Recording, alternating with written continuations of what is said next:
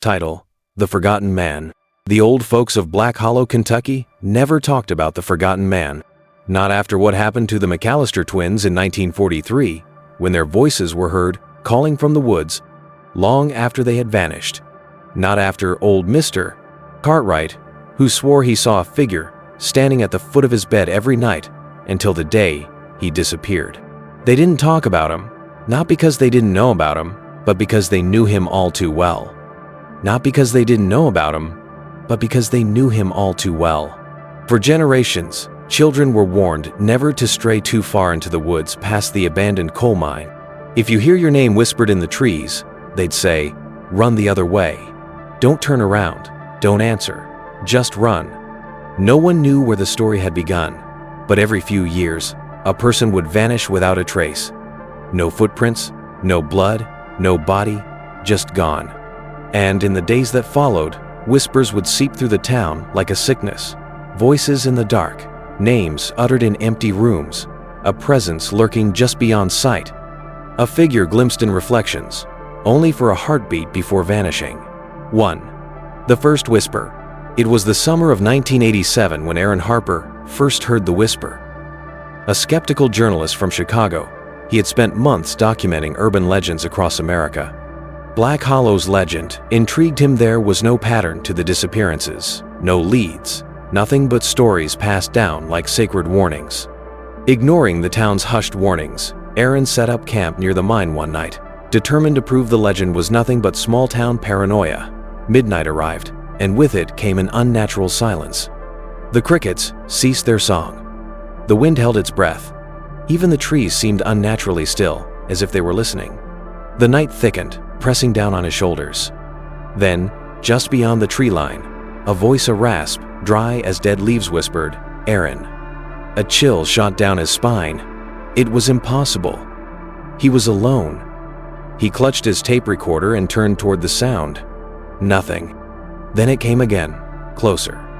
"Aaron." The world held its breath. The wind had died completely, and the night itself seemed to deepen, thickening like ink around him.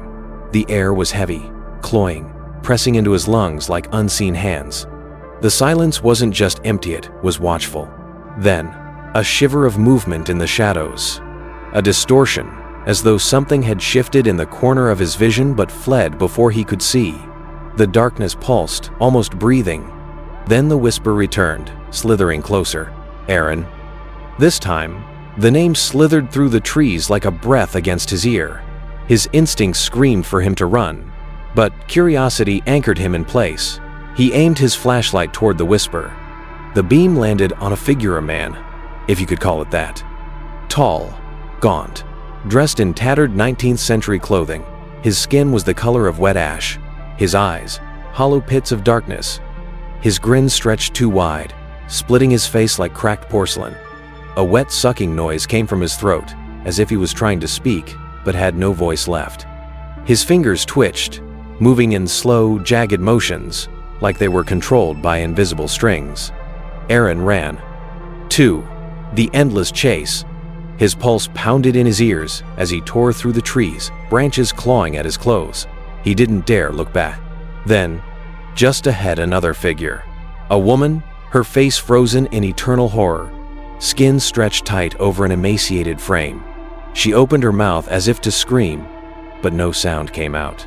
Her fingers twitched erratically, jerking in unnatural spasms. Her eyes locked on Aaron like she was trying to warn him of something behind him. Her shadow stretched toward him longer than it should be, writhing like a living thing. Aaron swerved, veering left, his lungs burning. "This isn't real," he gasped. "This isn't real." The whisper returned. "Aaron." It was inside his head now, crawling beneath his skin, digging into his thoughts. He staggered, his vision warping.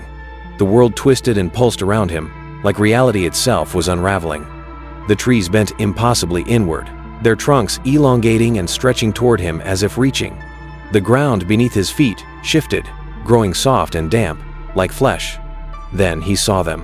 Rows upon rows of figures, their faces slack, their bodies swaying like marionettes. Some were missing limbs, others appeared stitched together from different people, their mouths gaping in silent screams. Their eyes swear they had eyes-shelled nothing but a void, a deep, endless abyss that seemed to pull Aaron toward them. He felt something inside him unravel, as if his own reflection was dissolving. And at their center, the Forgotten Man loomed. His black eyes gleamed with something ancient, something hungry. His mouth opened wider than it should, revealing rows of jagged, yellowed teeth.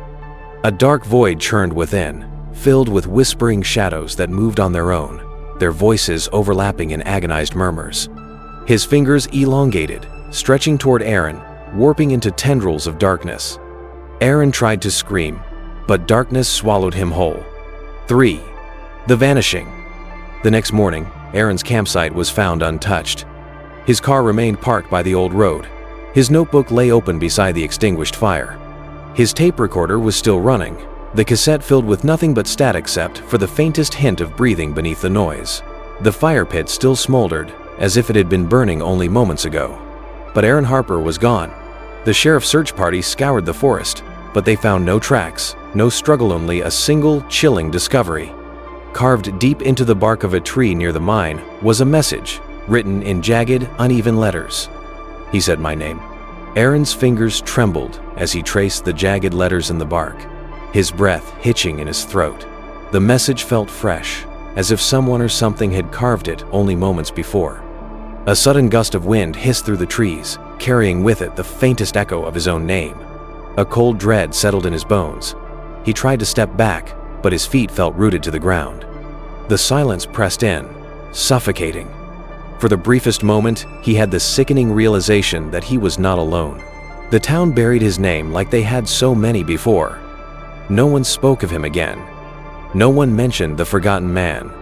But sometimes on the stillest of nights, if you stood near the mine, you could hear Ita whisper, slithering through the trees, waiting for someone to answer. Aaron. And if you do, you will never leave Black Hollow. And worse still, you won't even remember you were ever there.